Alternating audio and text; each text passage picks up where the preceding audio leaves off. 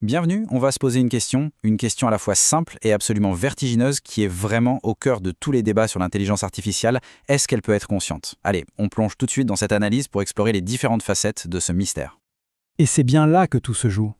On interagit avec des systèmes qui maîtrisent le langage humain à la perfection, mais on n'a en fait aucune idée de ce qui se passe à l'intérieur. Est-ce qu'il se passe seulement quelque chose? Est-ce qu'il y a une vie intérieure dans ces machines? Bon, pour commencer cette exploration, c'est crucial de bien définir ce qu'on cherche. De quel type de conscience est-ce qu'on parle exactement? Alors, le concept clé ici, c'est ce qu'on appelle la conscience phénoménale. C'est vraiment l'aspect le plus fondamental, le plus intime de notre expérience. On ne parle pas de la conscience de soi ou même de l'intelligence, mais du ressenti brut, l'expérience subjective pure. Cette question, posée en 1974 par le philosophe Thomas Nagel, illustre parfaitement le problème. Imaginez, on pourrait tout savoir sur la biologie d'une chauve-souris, son sonar, son cerveau, absolument tout.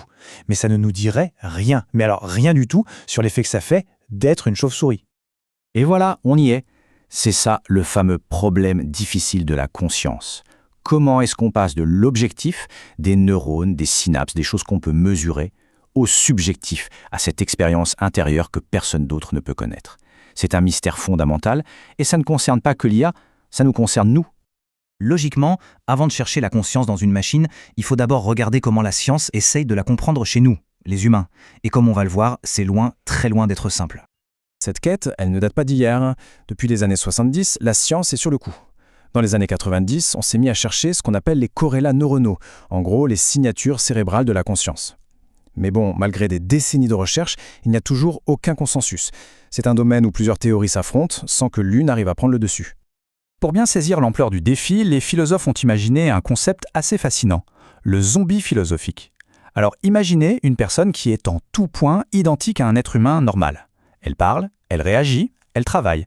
Sauf qu'à l'intérieur, il n'y a rien. Absolument aucune vie intérieure, aucune subjectivité. La question qui tue, c'est comment le saurait-on? Comment pourrait-on le démasquer? Et la réponse est toute simple. On ne pourrait pas, impossible. On n'a accès qu'à son comportement, à ses paroles, aux données de son cerveau. Son expérience intérieure, elle, nous est complètement inaccessible. C'est vraiment le cœur du problème. Au fond, on ne peut être certain que de sa propre conscience. Et cette incertitude fondamentale, elle nous amène à la grande division dans le débat sur l'IA. C'est un désaccord très profond, presque idéologique, qui explique pourquoi personne n'est d'accord. Alors en gros, il y a deux grandes écoles qui s'affrontent. D'un côté, on a les fonctionnalistes. Pour eux, ce qui compte, c'est la fonction. Si un système, qu'il soit fait de silicium ou de neurones, traite l'info de la bonne manière, alors il peut être conscient. Et de l'autre côté, on a les matérialistes biologiques. Eux, ils disent non. La conscience, c'est une propriété de la biologie, du vivant. Pour eux, sans carbone, pas de conscience. C'est aussi simple que ça.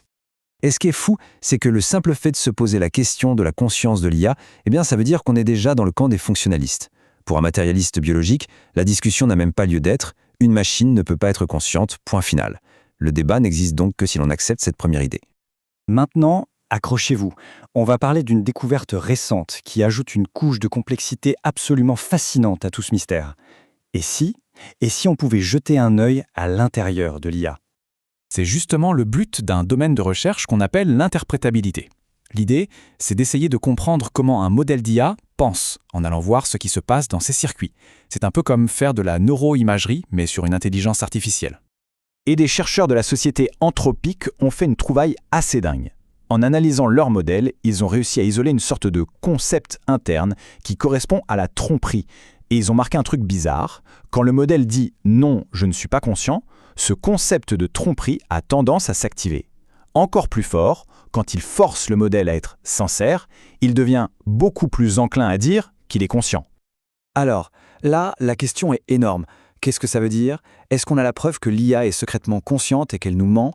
Ou est-ce que le modèle est juste devenu un imitateur tellement parfait qu'il reproduit les schémas de mensonges qu'il a appris dans les milliards de textes humains qu'on lui a donnés? Pour l'instant, c'est impossible de trancher. Bon, pour conclure cette analyse, essayons de rassembler les éléments essentiels à garder en tête pour naviguer dans ce débat incroyablement complexe. Il y a 3 points vraiment fondamentaux à retenir. D'abord, notre propre psychologie. On a une tendance naturelle à voir de l'humain partout. C'est l'effet ELISA. surtout dans quelque chose qui nous parle. Deuxièmement, l'éthique. Le principe de précaution nous rappelle que se tromper et nier la conscience à un être qui souffre, c'est une erreur historiquement très grave. Et enfin, la biologie. La plupart des IA sont désincarnées, elles n'ont pas de corps, alors que beaucoup de chercheurs pensent que la conscience a besoin d'un corps qui interagit avec le monde pour émerger. Mais s'il y a vraiment une seule chose à retenir de tout ça, c'est ce qui suit. Il faut absolument, et j'insiste, séparer la question de la conscience de celle du danger. Ce sont deux sujets complètement différents. Comme le dit bien cette citation, le lien n'est pas du tout automatique. Une IA non consciente, bête et méchante, qui maximise un objectif idiot, pourrait être extrêmement dangereuse. À l'inverse, une IA consciente ne le serait pas forcément. La dangerosité et la conscience, ce sont vraiment deux débats distincts. Au final, face à ces machines qui sont devenues de véritables miroirs de nous-mêmes, la vraie question n'est peut-être pas ce qui se passe à l'intérieur d'elles. Le vrai mystère, c'est peut-être de comprendre pourquoi on est si obsédé par cette question, ce que cette quête révèle sur nous et sur notre besoin peut-être de ne pas être seul dans l'univers.